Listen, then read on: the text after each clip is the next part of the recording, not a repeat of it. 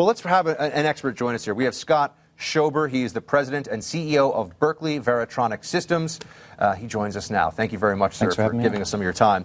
The Google napkin drawing, is this new to you, surprising to you? You totally believe it? Essentially, they can hack into, not even hack into, they're just sucking out everything from Google and Yahoo servers. They have access to the whole thing, more or less. Is that what it is? A little bit surprising the way that it all came out, because I think the general public didn't realize that the level that they have access to things. Now, they were very careful, if you notice some of the statements that they said. They really were careful in the wording in that they didn't actually hack it in the U.S.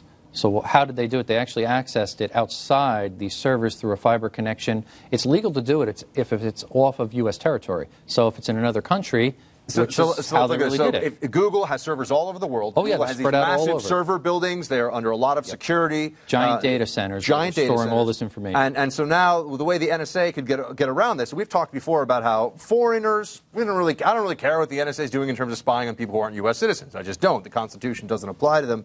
But if there's a Google server that has copies, essentially, of the same data in name foreign country, and we wouldn't have it in China, that would be a bad idea. I think we have one in Chile. I think that's one of the places we have one. If they want to get to the data in the Chile server, that will have copies of what exists in the New Jersey servers or the California servers. So they're getting the same data anyway. Absolutely. And the key is, obviously, if you have a lot of servers and a lot of data centers, you can get data very quickly. If you ever do a Google search, it happens almost instantaneously. It's pretty amazing how it happens. That's because they have the data so spread out perfectly, and it's high-speed fiber. So again, how do they do it? They're actually just tapping in right there at the fiber. They're waiting for these chunks, masses, gigabytes of data at a time coming over, and they could pull it out. And that's what they do. Explain tap. You're saying they tap into it. Now, I mean, is this spy movie stuff? We got to get a physical body in there to access some of these facilities? Or are you talking about this complete hacking system? They wouldn't use the term hacking, but it's like a hacking system where they can actually get in remotely if they needed to. But again, off U.S. proper properties and things of that sort in the country. It's in Chile or somewhere else that they could actually tap in, and they kind of wait until this large download happens, and they scarf all this information, tons of information, and then what they could do is they've actually developed some very unique filtering systems through their software, and what they could do is filter and look for keywords, and that's really what their intent is, we believe, is to find terrorists, as they mentioned, but certain things, maybe explosives that you would use, or to attack critical infrastructure. They would put keywords in the filter, and that could extract, looking at all of this data and allowing them to focus. Can I just say this concept of tapping? I know it's probably pretty elementary, but it fascinates me because apparently Google and Yahoo, they're not running, corner store market security here. These guys have biometric requirements for people to go into these facilities. They have heat sensors. They can see if anybody is tapping into their system, both remotely or physically. So what was done here was obviously very coordinated and sophisticated. Or it was Google in on this. They vehemently deny that, but of course they're going to deny this. But and I'm not a conspiracy guy, and I could care less. I'm a law-abiding citizen. Look at my emails; they're embarrassing, sure, but you can read that. I don't care if they read it because it stops a terrorist attack. But I find it very, very hard to believe that somebody at Google, or there's not a portion of Google that is tied to the government here at some level. You're telling me that Google can't stop the government from coming in? Well, wait, wasn't it Google? Best computer guys don't notice that people are looking at stuff. Exactly. No. Or wasn't it Google who was using military planes to travel because they were in cahoots with coordinated government programs? Yep. Yeah, well, to some we're degree, taking a turn here. They probably turn their head. No, this segment's going somewhere else. But no, but that's true. They recently had to cancel that contract, but people didn't know that the Google execs were flying on government planes. There's probably a level of knowledge, but at the same time, they probably have to turn their head a little bit to it, like anything else, just because they got to run a business, and they have to, there's an implied security. If you have Gmail, don't you feel that when you send your Google Mail that it's somewhat secure? In theory, but this is something that will come of no surprise to the people at this table. I'm okay with this. I'm sorry to burst everyone's bubble and image of me. I'm fine with this, though, and part of what makes me okay with it is you see here that they have a court order. I think there's a legal premise for how you have to go about it.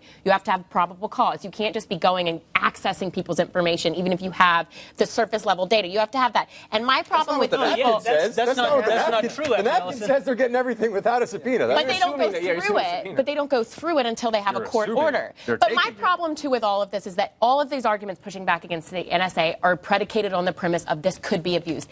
anything can be abused. A police officer with a gun could misuse it, but you don't take away something that's effective for Well, why don't stopping we just crime record simply because it all may phone be abused. conversations? We should just have all But if phone it's conversations abused, though, recorded. if they go through this and they say they just look at your Because stuff, that's when illegal. when it's abused, the state has already gone too That's far, right. and then you're done. Then Right. you And already Let have me it be hearing. clear. I think, and I'm perfectly capable of being wrong here, but the idea that there's some kind of court order or legal process governing this is actually the scandal that's 4 months old. That's the one that governs whether or not they've used the FISA courts to look at domestic transmissions. Now, this one, they don't need FISA. They don't need any type of domestic imprimatur because they're not even touching domestic facilities. says this, they use this the is your huge FBI. vacuum cleaner It on the said- Yahoo and Google Yeah. servers. In Chile. Alexander Right. says Yep. that they use the FBI in order to get permission. That's what Wait he a minute. says. Wait, hold on. Do you Well, really he's think saying that I'm that's- right. Do you really You listen believe to the that? You language. trust I mean, that? what's the evidence? I mean, yes, The evidence sure I is that do. Clapper lied about the fact they weren't scooping up domestic information in droves. He lied about it. They're going to cover that up. Of course, they're taking I that agree. in. There could so we always can't be trust more that the process is monitoring on the necessarily pure process. here. And I agree with you on that because I do think there are a lot of holes in the process that need to be fixed. But I think to say that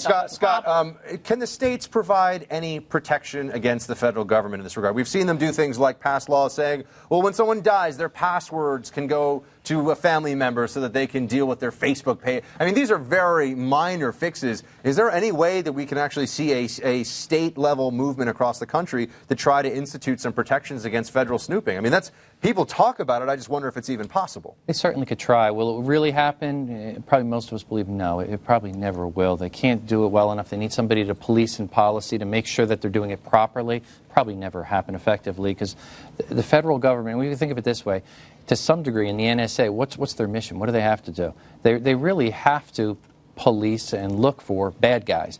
To some degree, what we often find that the media, maybe it's to your point a little bit, what do they do? The reporting on the NSAs, the leaks, the problems, the breach in security. If they weren't doing this, though, if you go from September 11th till present, maybe there would have been more terrorist attacks. But, well, I mean, I offer could argue to you, it that way, too. I understand, and To some that is degree, the I argument. appreciate it. I That's say, hey, thank you for looking at my personal email about picking up milk on the way home. That's the argument they make, except they didn't get the guy who was emailing Anwar al-Awlaki saying, Yeah. should I engage in a terrorist That's attack? right. They weren't able to do anything about the Boston bombers. They weren't able to do anything about a number of attacks, Farouk Abdul-Muttalib. And when you just go back and you look at these things, we've given up all these rights and privacy Right. under the pretense that they're stopping things that we're not allowed to know about. Right, and I'm a law-abiding citizen, and I'm not okay with the government snooping through my Yeah, stuff. I just think that I that's a agree slippery to slope, some and, extent. Is privacy- and that kind of desensitizing the American public to doing that opens up really dangerous. I just understand why people have an expectation, and this is across the country, that their mail is kind of sacred. They can't just go through their mail and phones. If you tap a phone in some places, that's a federal felony. You But get into a whole email- bunch of trouble. But email, Internet- it's third party. It's a fair game, my man. Is privacy on the internet dead, Scott? You actually make a really good point. Think about it.